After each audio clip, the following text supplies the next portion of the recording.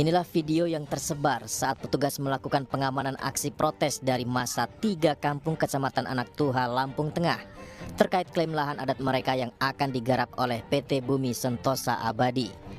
Sayangnya, dalam proses pengamanan, petugas menginjak kepala pengunjuk rasa. Protes ini berlangsung yang akhirnya berujung kericuhan. Penangkapan warga yang melibatkan lebih dari 1.500 petugas gabungan dari Polres Lampung Tengah mengawal proses penggarapan lahan yang dilakukan oleh PT BSA.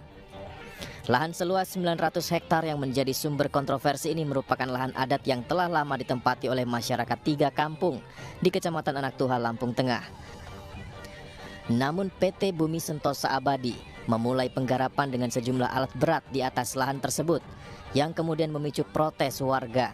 Beberapa masyarakat yang diamankan karena mereka membawa sajam, kemudian menghalang-halangi kegiatan daripada perusahaan. Sampai dengan jam sekarang ada 7 masyarakat yang kita amankan, tetapi sekarang masih proses pemeriksaan. Untuk kegiatan pengamanan lahan ini kita menyesuaikan dengan kegiatan perusahaan. Artinya presiden pun nggak dianggap. Presiden menganggap bahwa ini cuma kesalahan komunikasi. Dan sekarang diperbaiki komunikasi itu dengan aparat menginjak kepala rakyat. Apa itu yang disebut memperbaiki komunikasi? Justru itu yang dipamerkan ke dunia internasional. Dan itu menandakan bahwa seluruh keterangan normatif Jokowi itu nggak ada gunanya lagi. Demikian juga Pak Luhut, demikian juga Mahfud MD, demikian juga Muldoko, demikian macam-macam. Kan nggak berubah praktek penggusuran di rakyat kan. Jadi demi ini yang kita sebut rejim mobilisasi investasi itu kalau kata Haris Asrar. Jadi demi investasi, dimobilisasi semua hal supaya berlangsung investasi tidak terganggu. Jadi demi apa Jokowi bilang bahwa ini cuma perbaiki komunikasi? Mestinya makin lembut, sekarang makin keras. Dan memang ini kondisi yang dari awal kita udah duga dalam kalkulasi psikologi sosial akan terbit semacam kesadaran baru bahwa banyak hak yang dari awal takut untuk diperjuangkan, sekarang diperjuangkan dengan konsekuensi berkelahi dengan aparat kan. Jadi tetap kepolisian itu memang di pusat di asuh semacam prinsip supaya hormati hak rakyat. Tetapi ide untuk memobilisasi kekerasan itu untuk mempertahankan atau menggolkan investasi nggak pernah berhenti di pikiran Pak Jokowi. Lain kalau Pak Jokowi bilang oke, saya hentikan investasi itu supaya komunikasi bisa dihitung dulu. Ini dia tetap investasi berlangsung, komunikasi diperbaiki. Nggak mungkin investasi itu mau dilangsungkan tanpa ada korban kekerasan kan. Itu di seluruh dunia dari Amerika Latin, Afrika, Filipina dulu, semua hal yang berhubungan dengan politik land reform itu basisnya adalah kekerasan. Jadi kita akan lihat dari dalam sejarah politik Indonesia, bahkan pemberontakan petani Banten 1820 berapa itu yang kemudian ditulis dengan bagus oleh Multatuli. Semua itu dasarnya adalah bangkitnya kesadaran tentang hak. Kita bisa bikin teori, semakin masyarakat itu didorong menjadi market society, semakin kesadaran kultural itu muncul. Di balik kesadaran kultural tentu ada kepentingan ekonomi. Para penambang liar di Gorontalo tidak mau disebut liar karena dari awal mereka justru yang pertama kali ada di situ. Di tempat-tempat yang juga mulai terjadi potensi krisis agraria juga mulai dicari-cari apa dasarnya kami bergerak ya. Dan itu yang jadi semacam contagious effect, rantai perlawanan yang memang momentumnya ada. Jadi ini memang momentum untuk menghitung kembali hak negara atau tugas negara mau melindungi rakyat atau melindungi investor. Ini pembelahan itu sudah terjadi. Jadi kalau Bahlil masih berupaya membujuk masyarakat Melayu sebagai jadi contoh sehingga bisa mengkontain atau menghalangi potensi krisis agraria di tempat yang lain, itu pasti nggak berhasil. Karena momentum itu udah dapat. Bukan kita ngomporin masyarakat sipil, tapi memang masyarakat sipil menganggap bahwa udah saatnya aktivitas negara yang membela oligarki itu dihentikan. Dan itu paralel dengan tekanan internasional juga bahwa kompetisi kapital di dunia sekarang itu tidak lagi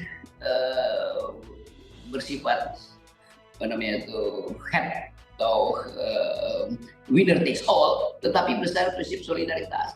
Jadi nggak mungkin ini berhenti, dan saya kira memang udah saatnya ada kebangkitan rakyat untuk mempertahankan hak privat dia, termasuk hak kultural. Setiap orang yang merasa ada kesempatan Kan sementara ini tertutup kesempatan karena selalu menganggap bahwa begitu ada patok ini proyek strategis nasional semua kalang kabut gitu. Karena orang nggak peduli lagi. Karena orang mau tanya apa sih dasarnya sebuah proyek strategis nasional? Apakah presiden berhak masang patok di situ demi keunggulan proyek strategis nasional sambil hak-hak kita dilanggar? Jadi kesempatan teman-teman masyarakat sipil atau masyarakat etnis itu mengambil kembali kekuasaan mereka atau kekuatan mereka untuk memperjuangkan hak yang dari awal mereka takut perjuangkan. Masa kita takut pada spanduk yang cuma ada tulisannya ini proyek strategis nasional tanpa ada penjelasan ini demi apa strategis nasional itu? Kan nggak pernah ada debat di DPR. Apa sih proyek strategis nasional? Sama dulu ketika Pak saya ingat ketika Pak Harto juga menyebutkan misalnya BPPT atau Pindad itu segala macam ini proyek strategis nasional. Wartawan tanya pada Pak Habibie pada waktu itu posisinya ketua BPPT ya, Pak Habibie apa itu proyek strategis nasional? Proyek strategis nasional proyek yang dianggap oleh Presiden Soeharto strategis kan begitu karena mungkin itu nggak ada definisi lagi. Ternyata definisi itu dipakai lebih buruk hari ini kan.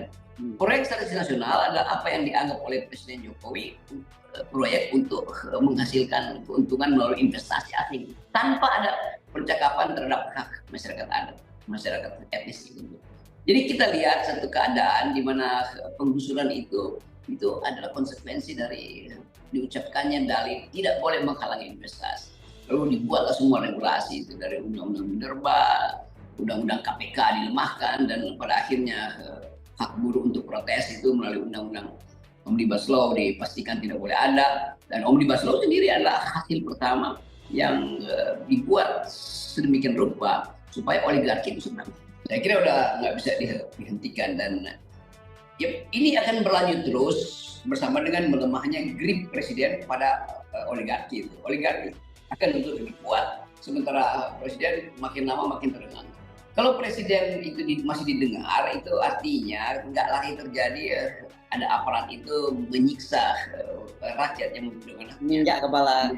Injak kepala. Kan itu kan kebengisan yang dipamerkan, yang nggak tahu gimana Kapolri menanggapi itu. Oh ini semacam kecelakaan atau kebablasan di dalam operasi atau di lapangan. Loh, presiden sendiri udah bilang itu komunikasi semacam itu buruk, tapi masih terjadi itu. Jadi bayangkan misalnya kalau presiden dipecat lagi Pak Sigit karena nggak bisa mengendalikan di lapangan. Lalu orang menganggap ini problemnya bukan pada Pak Sigit yang nggak mampu, tapi presiden nggak mau cabut prinsip bahwa investasi harus berlangsung secara maksimal. Kan itu akan jadi debat di talk show lagi kan. Jadi tetap kita lihat bahwa selama presiden hanya sekedar lip service bilang bahwa ya ini cuma soal komunikasi tanpa dia mengerti bahwa hak-hak rakyat itu tidak bisa diperbaiki hanya dengan komunikasi. Karena di situ ada hak kultural, di situ ada hak keuntungan ekonomi, di situ ada berbagai macam kepentingan yang bermain meminggirkan rakyat. Jadi tetap bangkit lagi satu prinsip bahwa kedudukan rakyat itu akhirnya diucapkan di lapangan, bukan lagi di DPR. Yang ada di lapangan itu juga anggota DPR, di mana misalnya anggota DPR yang dari fraksi mana, fraksi Demokrat atau Golkar, mestinya ada di Lampung hari ini. Kan Lampung tuh Golkar kuat atau harus ada di Gorontalo untuk menghalangi karena itu dalilnya kan setiap anggota DPR mewakili satu dapil yang di dalam dapil itu pasti ada potensi kekerasan agraria kan. Jadi anggota DPR dari dapil itu kenapa nggak hadir di situ? Atau anggota DPD misalnya yang walaupun nggak punya kekuasaan untuk buat regulasi, tapi terutama anggota DPR yang selalu klaim kami mewakili rakyat. Ketika rakyat di situ dia ngapain di situ kan? Bahkan dia sedang menjadi kacung dari kekuasaan. Mestinya anggota DPR itu jadi anjing untuk menggonggongi kekuasaan. Nah, itu namanya watchdog. DPR mesti gonggongi Presiden Jokowi dengan mengatakan ini bukan sekedar kesalahan komunikasi Pak Presiden, ini kesalahan desain pertumbuhan atau akumulasi kapital yang memang hanya menguntungkan oligarki, tidak hanya pada Presiden. Demikian banyak proyek yang dijanjikan kalau diambil alih oleh perusahaan menjadi efisien, ternyata justru membuat daya beli atau upah buruh di tempat di mana investasi itu masuk justru menurun dan kehidupan di situ memburuk gitu. Mulai dari polusi, disparitas tenaga kerja segala macam untuk sinisme tentang ethnicity. Jadi memang semua proyek yang dasarnya ada kepentingan strategis nasional tidak dipikirkan secara strategis dari awal. Dan itu juga termasuk IKN yang nggak ada AMDAL sama sekali tapi dipaksakan, sehingga seolah-olah ini akan menjadi mercusuar Indonesia. Dan itu bisa menjadi menara Babel, itu berantakan pada akhirnya karena nggak ada dukungan dari rakyat. Ya bayangkan ibu yang di Tangerang juga demi anaknya atau demi keluarganya mencuri telur. Sekarang orang hutan itu dia mau protes kemana tuh? Legal standing dia apa tuh? Padahal Tuhan alam semesta memberi hak pada orang hutan untuk menikmati hutan, kan disebut orang hutan. Bagaimana nanti satu waktu di dalam penamaan taksonomi kita masih disebut orang hutan, padahal udah hutannya udah nggak ada. Jadi bayangkan misalnya Indonesia akan dicaci maki oleh dunia. Padahal istilah orang hutan itu ada di dalam Webster Dictionary, nggak pernah diubah. Disebut orang hutan untuk menghargai penamaan yang diberi oleh orang Indonesia, oleh masyarakat Melayu. Ini kita namanya orang hutan. Nama latinnya apa? Orang hutan aja di dalam kamus biologi. Jadi justru Indonesia menyumbang dua item di dalam kamus Inggris, itu orang hutan dan amok yang berkali-kali kita bicarakan. Ini paralel, orang hutannya berhenti, si orang hutan itu bisa ngamuk tuh.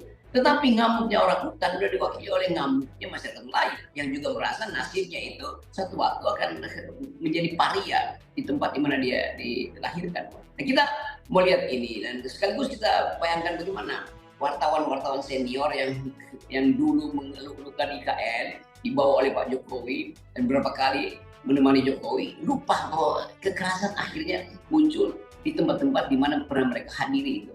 Jadi saya melihat jurnalisme kita itu betul-betul lupa diri dan nggak lagi mengucapkan hal-hal yang betul-betul mendasar. Jadi kalau kita tanya misalnya wartawan senior yang pernah berfoto dengan Jokowi di IKN tuh, ketika melihat orang hutan mau ngapain mereka? Itu yang mesti kita ingatkan, etika itu. Bahkan kita ingat etika siapa yang dapat Pulitzer itu ketika memotret di konflik di Afrika itu burung pemangsa daging itu, burung bangkai itu yang udah mendekati seorang bocah yang udah ketakutan. Dan pada akhirnya siapa namanya Calvin kalau nggak salah, akhirnya bertahun-tahun dia memelihara rasa bersalah karena kenapa dia nggak selamatkan si bocah itu dari terkaman burung bangkai dalam konflik etnis itu. Dan akhirnya dia bunuh diri itu baru namanya wartawan yang terganggu etikanya. Sekarang kita mau tagih pemimpin redaksi yang pernah ada di IKN melihat orang hutan itu terusir dan dengan miris memapah anaknya untuk cari makan, mau ngapain wartawan sana ini? Iya, dan amok itu bahasa lain dari people power sebetulnya. Yang kadang-kadang apa sih people power? Ya amok, apa itu? Ya hak kedaulatan rakyat sebetulnya yang diekspresikan dalam kekerasan, tapi nanti dihalangi itu, jangan pakai kekerasan. Loh, itu adalah cara terakhir. Semua cara udah dipakai, membujuk, saling minta supaya istana itu batalin dong itu investasi, kalau nggak dibatalin ya jangan kami yang digusur segala macam. Ya ujungnya adalah terpaksa mesti kita turun di jalan, dan sejarah memang menuntun kita ke arah itu. Dan kekerasan memang pada akhirnya akan dihadapi dengan cara yang kekerasan juga. Jadi selama masalah desain pertumbuhan ekonomi Jokowi itu tidak diperbaiki, selama itu potensi untuk terjadi kekerasan akan terjadi lagi di masa depan. Demikian update news kali ini. Jangan lupa tekan tombol like, subscribe, and comment channel kami.